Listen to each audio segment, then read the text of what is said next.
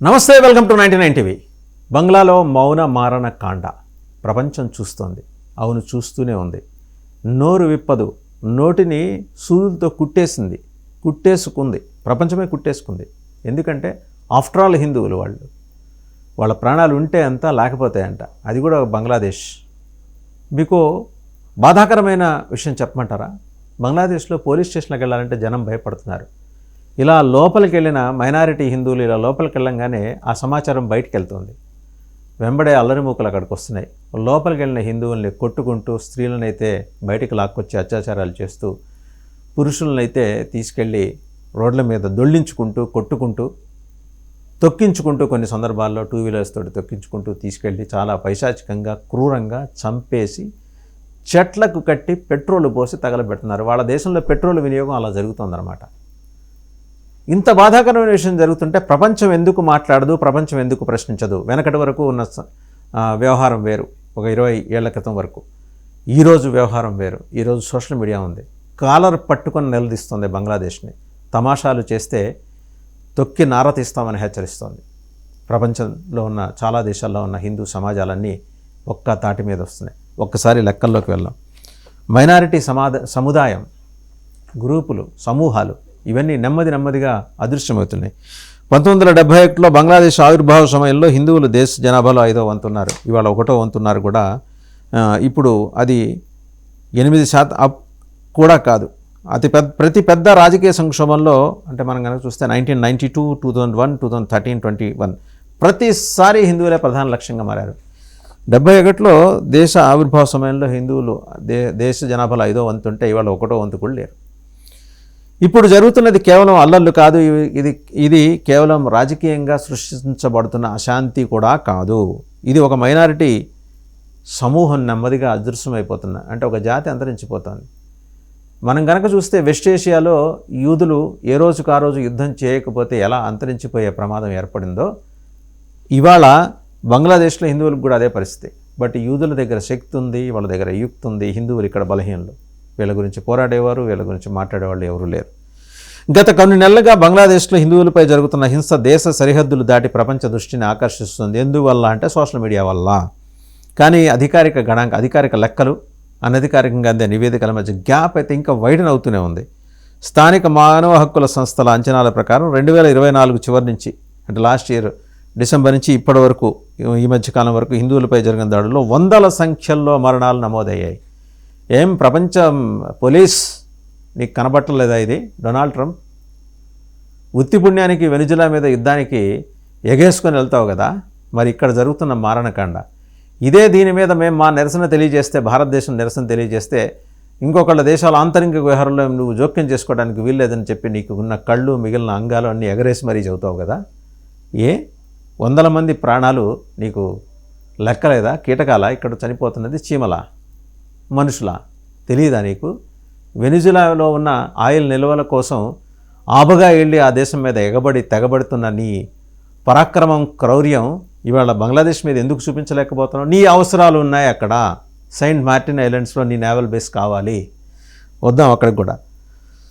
సరే, చాలా చోట్ల కేసులు నమోదు కావట్లా. మా మీద దాడులు జరుగుతున్నాయి ఏమన్నా పోలీస్ స్టేషన్కి వెళ్తే. బాధిత కుటుంబాలు పోలీస్ స్టేషన్కి వెళ్ళడానికి భయపడుతున్నాయి. ఎందుకంటే వీళ్ళు వెళ్ళంగానే అల్లరిముక్కలకు సమాచారం పోలీసులు ఇచ్చి పిలిపిస్తున్నారు.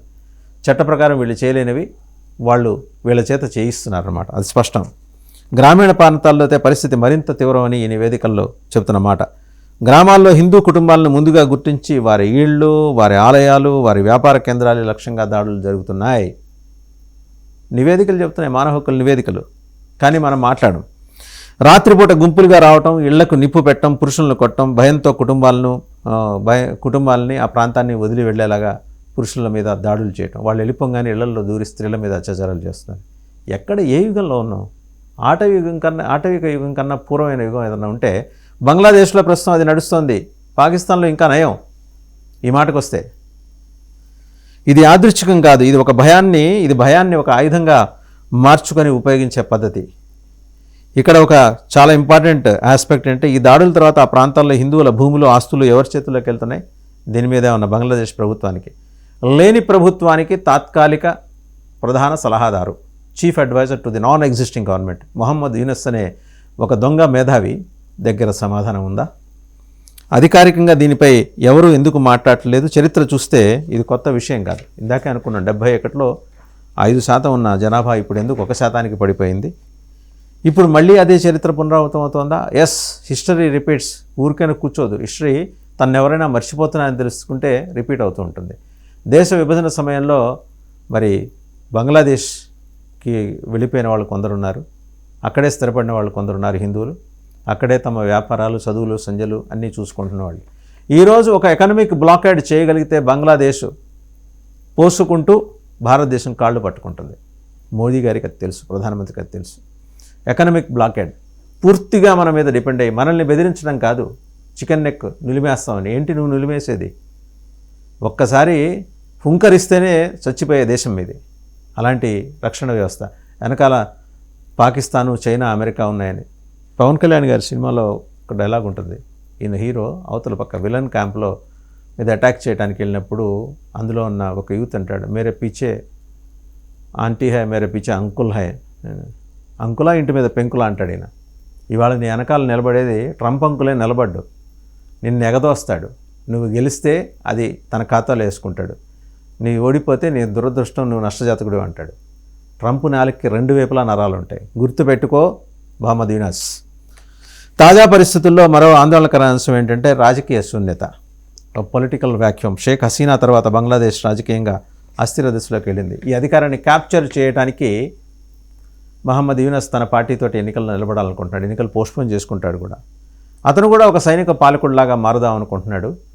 అతను ఏమనుకుంటున్నాడంటే అసీం మునీర్ ప్లాన్ ప్రకారం తను కూడా ఇక్కడ అదే ప్లాన్ ఎగ్జిక్యూట్ చేద్దామని. కానీ అసీం మునీర్ నీ చేత తన ప్లాన్ ఎగ్జిక్యూట్ చేసుకొని రేపు పొద్దున నిన్ను కూడా తనలో కలుపుకునే ఒక దుర్మార్గమైన ప్రయత్నం చేస్తున్నాడనే విషయం నీకు తెలియదా యూనిస్ మహమ్మద్ అని చెప్పేసి జనం అడుగుతున్నారు. ఈ శూన్యతలో చట్ట పరిరక్షణ అనేది పక్కనకి వెళ్ళిపోయింది. సో హిందువులకి అక్కడ, మైనారిటీ లేని హిందువులకి, బౌద్ధులకి అక్కడ ఎలాంటి రక్షణ లేదు. దీని ప్రభావం మొదట ఎవరి మీద పడుతుందంటే మైనారిటీలే. ఈ పరిణామాల మీద ప్రపంచ స్పందన కూడా చాలా భిన్నంగా ఉంది. అంటే ఏమీ లేకపోవడం అన్నమాట. అమెరికా, యూరోప్లోని కొన్ని పార్లమెంట్లో ఈ అంశం ప్రస్తావనకు వచ్చినా బలమైన దౌత్యపరమైన ఒత్తిడి మాత్రం కనిపించట్లేదు. నిజమా? అలాంటివి జరుగుతున్నాయా? మనం దీని మీద ఖచ్చితంగా అధ్యయనం చేయాలి. ఓరినాయనరి నీ ఇళ్ళు తగలబడుతున్నాయి అంటుంటే అసలు ఆ ఇళ్ళు తగలబడటానికి గల కారణం ఏంటో నేను ఇప్పుడు అన్వేషించాలని ఐన్స్టీన్లా నువ్వు కూర్చుంటావా?